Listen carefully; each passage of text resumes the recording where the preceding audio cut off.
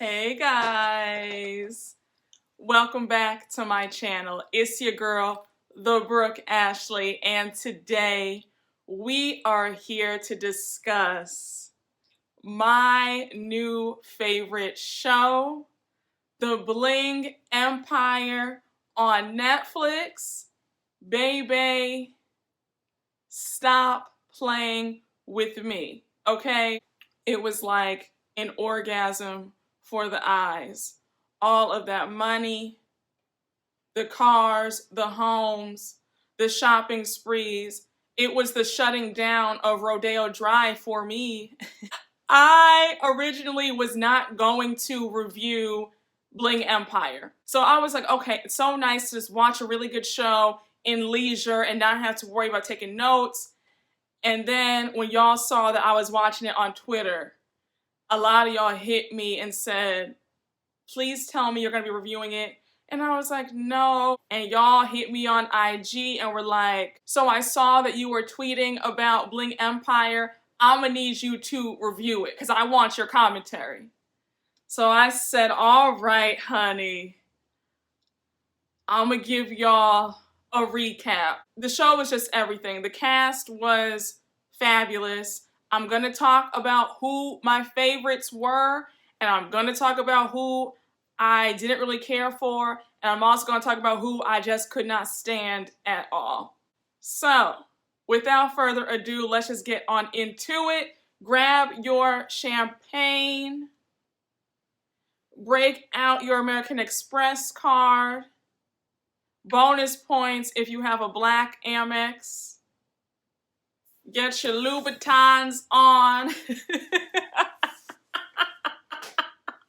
Y'all, I had to go all out because this show was just so over the top and everything. It was just, I was in all my glory just watching it, okay? I said, I want that. We are introduced to Kevin. And Kevin is handsome, tall, he's a model. He lets us know that he is from Philly. And he was adopted into a white family. So he's used to kind of being an outcast, if you will. So Kevin also lets us know that when he first saw the movie Crazy Rich Asians, he was like, okay, it's a cute movie, I guess, but it's definitely a fantasy because nobody lives like that. I'm like, Kevin, you are very naive, especially in LA. So he takes us through how he moved to LA to pursue modeling, and he is supposed to be the endearing, not so well off. He's just a regular middle class guy who is befriended by a circle of billionaires. And their whole common theme is the fact that they're all Asian. I thought that Kevin was going to be somebody that I really liked, but he kind of got progressively more and more annoying as the season went on. I was really put off by the whole, I'm not used to anything, I don't have any money, all these people are billionaires, and I'm just this regular run-of-the-mill guy. And something told me to just go on Google and see if that was true. And come to find out, Kevin is actually rich. Kevin is a multimillionaire with a net worth of, they said, between $10 million and $19 million. So when he was trying to act like, I've never worn Dior before, and I've never worn this before, and oh my goodness, these shoes were $2,000. I can't believe that you guys spend your money on this. That really got on my nerves. Knowing that, and then watching the rest of the season, and him still doing the most, that was very annoying. I was like, Kevin, can you please, like that? I was just so put off by that. I said, I don't understand why he couldn't have just come on the show being real. Like, okay, I'm just a millionaire and they're all billionaires. And I guess maybe he acts that way because he wasn't born into wealth or affluence at all. And I guess they were all born into it, but still, you're still rich. So this whole, I've never had Chanel before, I've never had Dior before, I've never had this or that, oh my gosh, you guys are eating caviar? That was so annoying to me. Like, Kevin, you're rich. So all of this, I'm broke and I'm the broke friend. And I was so put off by that. I was irritated, but Kevin is one of the main people that they focus on in the season. We see Kevin trying to get in touch with his birth parents because he was actually born in Korea. And like I said, he was adopted by a white family and then brought over to America and lived in Philly. But I found Kevin to be overall very annoying, especially with some of the other characters. I didn't really like how he was just so pushy, I guess, if that makes sense. So then we're also introduced to Kane. We find out that Kane is an heir. His parents are a huge deal, I think, in Singapore. He is a billionaire. His parents made their money because his family is in oil, gas, shipping, and real estate. I said, money, ooh. But when you get into that oil, what? I digress. And when Kane says that his family is in real estate, he means they own all of the malls in Singapore and like all of, I guess, Southeast Asia. I said, the money just dripping. That's what I need. That's the kind of money I'm talking about, okay? You know, F all this little money that these folks be talking about in these other shows. Are you broke? I have no money problems, believe me. So I'm thinking, no are you money, broke? Yeah, no money problems whatsoever. That's Tony Braxton. That's not me. These are the folks who can call a six-figure check little. And I'm going to just leave it at that. And I hope you caught that reference and that shade, but I'm going to move right on along. I really liked Kane. He was definitely one of my favorites. I liked his personality. He's just a fun guy, a good time. It was really cute to see him and Kevin's friendship like all throughout the season. So next we meet Miss Christine, honey. She lets us know that her husband is pretty much royalty. The 24th generation direct bloodline descendant of the Song dynasty. So these folks have money on top of money on top of money. Christine is dripped down. In her confessionals, Chanel down, Hermes down, Cartier down, Louis Vuitton down, Lamborghini truck. What? Stop playing. So when you look at Christine at first glance, you're thinking wealthy, Bel Air, she got it going on. She's married to this would-be emperor, cute, healthy son. You peel back the layers and you see that Christine got some mess with her. So we find out episode 2 that it took 11 years for Christine to get pregnant. So all this time we're thinking that she had fertility issues and that something was wrong. We find out that her husband's family treated her so poorly because she was unable to bear them a child in those 11 years they were married, that she had to sit at the kids' table during holidays and she had to wash all the dishes. And her husband did nothing about it. Her husband sat there and watched his parents treat her like sugar, honey, iced tea for 11 years and did nothing about it.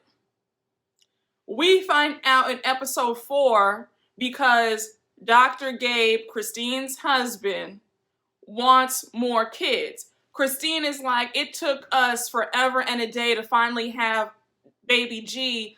I don't want to have any more kids. He might be an only child. I'm good on having more children because I don't want to go through the pain again. So we find out that Christine's uterus was fine all along.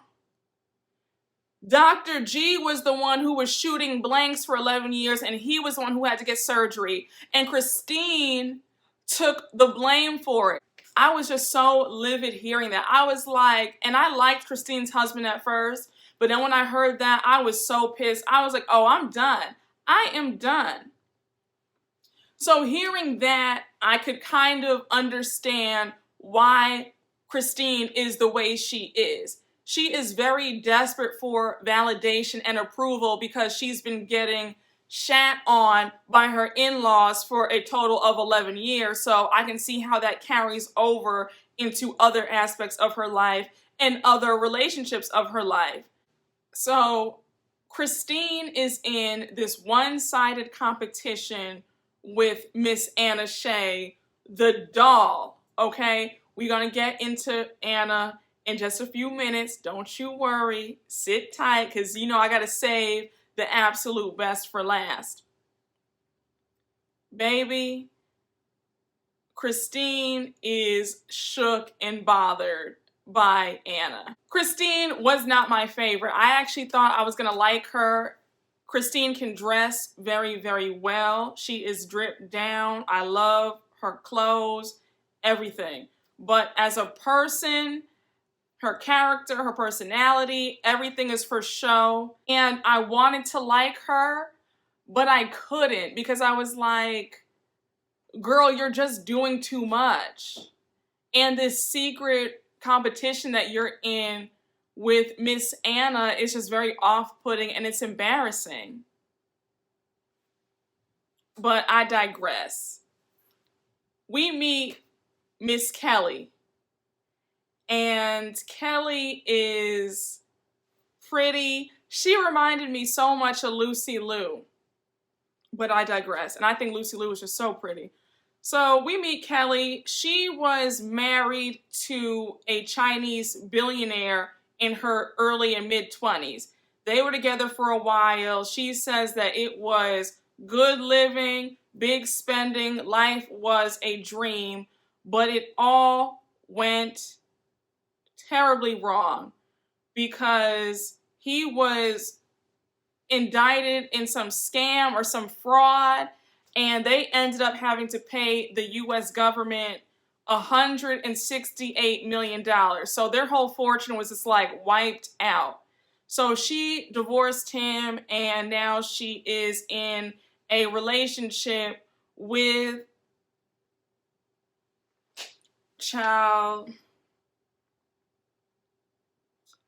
She is in this chaotic relationship with this washed up, broke leech named Andrew. Kelly got on my last nerves. Like, I was just so aggravated at the fact that she was with this guy who talks to her so poorly. He is a leech. And she's living well. She's in Beverly Hills. He lives in her home. And he has the nerve to be talking to her crazy while she's paying all the bills. I was happy when they broke up in the middle of the season and then they got back together. I was just too done. I was annoyed. And then another storyline throughout the season is Kevin having a big crush on Kelly and Kelly's just not into him. I thought that Kevin just laid it on way too thick. I just feel like if he had been a little bit more cool about Kelly, Kelly might have wanted to date him, but whatever. Kelly, I liked her. I did not like her boyfriend. I did not like her relationship with that guy. I hope for season 2 that they are broken up and done with because that man is just evil and just disgusting and gross. So we meet Miss Anna, the doll of the show. That girl, honey, that is a grande dame. Anna is an heiress, okay? Billionaire, half Russian, half Japanese. Eccentric, fun, spontaneous, just an absolute delight, and very, very generous, very good to people. And we see it multiple times throughout the season where she just completely takes care of her friends. Anna's family's money comes from weapons. Her dad was selling guns, tanks, missiles, all that stuff. And you know that weapons are money. That's like on the same level as oil and gas. So she has money on top of money on top of money. I love that every single time she would interact with one of the cast members, she would always say, "You only get one life. This is not a dress rehearsal. Make the most of every single minute that you have left on this earth." And that's a word. Love how her being from extreme wealth, she is not consumed by things. And that's a hard feat for anybody because our society is very materialistic and we are all told subliminally that designer things elevate you or make you somebody. And it is very difficult for people to not equate their self-worth with things. Anna really lives by, she loves people, she loves energy, she just loves to have a good time and that things are nice, but they just don't control her. And we see that with Christine and Anna and their friendship. Christine is in a one-sided competition with Anna. Anna lets it be known that Christine cannot compete with her because she was born into this life. She's used to this, okay? She ain't new to this. Christine is new to this life because Christine married into a billionaire family. I loved when she just flew Kelly and Kelly's boyfriend out to Paris. I said, that's how you do it. And she bought Kelly a gorgeous friendship ring from one of the oldest jewelers in the world. And I think it was Boucheron. Stunning. I said, Anna, you better do it. Anna, if you're watching this, I love you. I would love to have you on my channel. I always have my champagne out. I will get some caviar for you. Like, I would love for you to come on my channel. I just thought that she was so fabulous, so down to earth, so nice, so generous, just such a free spirit. She's so free. Anna is on a level that so many people will never reach because she's content with herself. And so many people, despite what they have, despite what they do, they're still not content on the inside. And not only is she rich with material items, she's rich on the inside because she doesn't need anybody's approval. And she even said that when Christine was name dropping about how she always stays at the presidential suite in the plaza in France. Anna even said, girl, you don't have to prove yourself to me. You don't have to prove yourself to anybody. You shouldn't have to prove yourself to anybody. You shouldn't even feel like you have to. And so Anna's just so at peace. And we see throughout the season, Christine tries to get her little digs in at Anna. And Anna just lets her have it in such a classy, such a subtle way. She is the definition of staying in your lane and just being bomb and just being a boss and just being completely carefree and just that girl. And she just does it effortlessly. She doesn't have to try because she is. When you know that you don't have to compete with somebody because you know that you're that girl. And it doesn't matter who is doing what to the left or the right of you because you're that girl. I was reading an article where she did an interview, I think for Entertainment Weekly or Variety magazine. The production crew said in the interview that she was so gracious, so sweet, so kind, that every night that they wrapped up shooting a scene, she had a 5-course dinner waiting for them. Filet mignon, all the caviar they could eat, all the champagne they could drink. And she said, that was my token of appreciation. And I just feel like her heart is just so pure, like she's just so generous. I love it. And she also shows you that you don't need to yell and scream and curse and make a scene when you don't like somebody. The way she quietly and subtly changed where Christine and her husband sat at her dinner party, and Christine felt that. I thought it was so funny when Anna had another party and she told everybody else to come at 7, and she told Christine to come at 9. And then Christine got there and she was like, wait, like I'm the last one, like I'm late? And Christine was upset again, like, oh my gosh, she keeps getting me. And it's like, girl, you will never outsmart or outwit the master, so please stop it.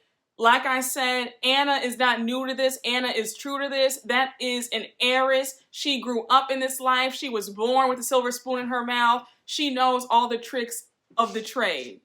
I'm going to say it for the 3 millionth time that Anna is that girl. The girls are not seeing Anna. Love her. She is my favorite, hands down. The grace, the class, the free-spirited nature, and then the wealth and the money and the generosity is like the cherry on top of the sundae, just an added bonus. But she's everything. I can't wait to see her back on for season 2. But I digress, honey. Queen Anna. Anna, I love you. Please have your folks give me a call. Reach out to me because I would love to have you come on. Holla at your girl. So I would say that Kevin, Kane, Christine, Anna, and Kelly are like the main people that they focus on the show. We have some other characters. We have Cherie and Jesse. They are a couple, both billionaires. Now, Cherie is interesting because she has 2 kids with her boyfriend, Jesse, and, you know, they're not married yet. Cherie is pressing this man for marriage all season long. Now, you all know I am very traditional. You also know that I don't like seeing girls shoot their shots with men. Like, I feel like the man needs to ask you out. Okay, you don't need to be telling a man that you would like him or would like to take him out. No, he needs to ask you out, but I digress. So Cherie in the finale has a party. It's a 100-day-old party to welcome her second baby into the world. She has, the champagne's flowing, party's stunning, music's going, and she has a stage set. She gets on that stage with her boyfriend, who's the father to their children, and she proposes to him in front of everybody. I was too through. I said, Cherie, I don't need to see you anymore. I don't want to see you on season 2. I was so sick. I said, girl, where do they do that at? And you know that in Asian culture, they don't believe in a woman proposing to a man. Even on the billionaire level, we're seeing the women succumb to desperation. I was too through with Cherie, and I liked her. I thought she was cool. She didn't bring a whole lot to the show, but we can just move right on along. Another secondary character is Jamie. We see her flow in and out of a lot of the episodes throughout the season. She is an heiress as well. Her dad is a billionaire, and they got their money from Silicon Valley. She lets us know that she's a college dropout. She didn't want to do school. She was really into riding horses. She was on the equestrian path, but she decided she didn't really want to do that either. So now she's in fashion. But yeah, she lives a great life. She shops. She dresses well. Her and Kane are really good friends. They've known each other for years. Nothing really going on much with Jamie. We also are introduced to Kim Lee. Kim Lee, in my opinion, is a dead ringer for Kylie Jenner. Kim Lee got on my nerves. I didn't like how rude she was. I didn't like how she did not take accountability or apologize to Anna when she was rummaging through Anna's house and throwing her sex toy out the window in front of everybody. That was not cool. I was kind of upset that Anna didn't press her harder on it and force her to give an apology. Like, that just wasn't cool to me. Kane calls Kim Lee the Asian Calvin Harris because she is a big-time DJ in Southeast Asia, and she gets $50,000 for a set. Now, who I really liked was Kim Lee's mother. Her mom is the cutest thing, and I imagine myself like Kim Lee if I ever have children. Love it. She's all about Kim Lee looking sexy. She feels if you got it, flaunt it. Her mom was so pretty. Her mom was so cute. She had her fur on. Still looks good. Face was snatched. Waist snatched. I said, come through. Her biggest issue of the season is she wants to reconnect and find her birth father. And her and Kevin really connect on that sense. Kevin is adopted and he's trying to find his birth parents. So we see Kevin actually take it upon himself to go to Charleston, South Carolina, and he brings Kane with him to find Kim's biological father. And so I was kind of like, you know, I guess that's nice and all, but I thought that was a little bit much to do that. Like, you know, this girl just told you about she's trying to find her birth parent, and then all of a sudden you just jump on a plane and you decide that you're going to try to find him. I thought that was kind of weird. I didn't really like that. I was actually really surprised that Kim didn't seem to mind that Kevin and Kane had even went to Charleston to try to find her birth father. She was cool with it. And then when they told her that her birth father had passed away 2 years ago, I was really nervous that she was going to be so angry at them for even embarking on that journey. But no, she took it really well. We see Kevin and Kim kind of explore their chemistry that they have with each other at the end. And so I guess we'll see if they start dating in season 2. Y'all, that was just a brief overview of Bling Empire season 1. Awesome show. Netflix, I need you to hurry up with season 2 like right now, okay? If you have not watched Bling Empire, I suggest you turn on the TV right now and watch it. Thank you all for watching. I hope you all enjoy, and you already know what to do. Like, comment, and subscribe. You guys know I want to hear who was your favorite on the show, and I will see you all later. Bye.